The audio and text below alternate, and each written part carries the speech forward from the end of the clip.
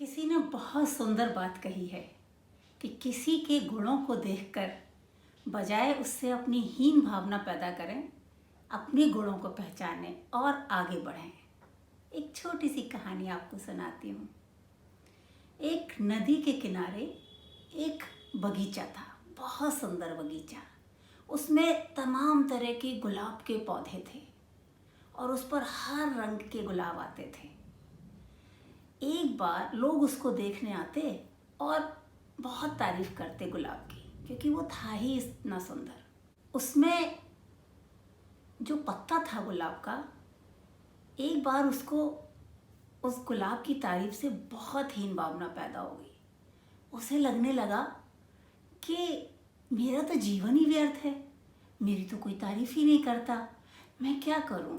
सब गुलाब के पौधे की, उसके फूल की, उसके रंग की तारीफ करते हैं, आते हैं और उसकी तारीफ करके चले जाते हैं, लेकिन मेरी कोई तारीफ नहीं करता।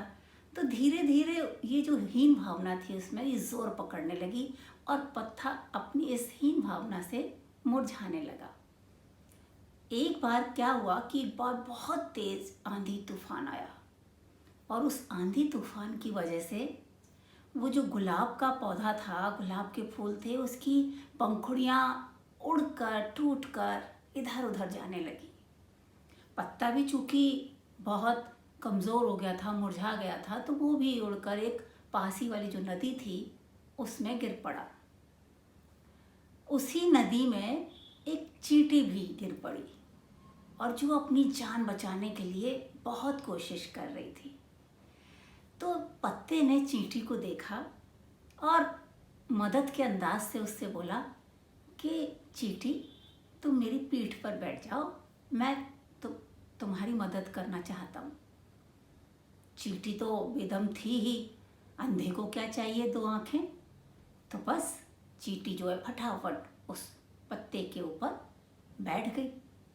पत्ते ने उसको सकुशल नदी किनारे पहुंचा दिया।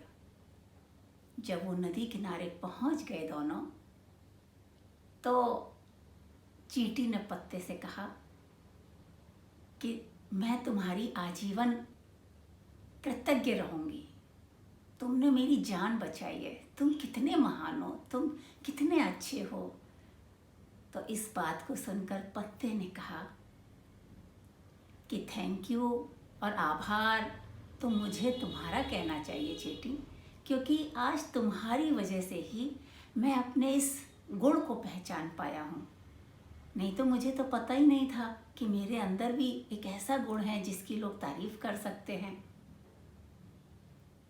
तो दोस्तों, बात है बहुत छोटी सी, मगर बहुत पते की है।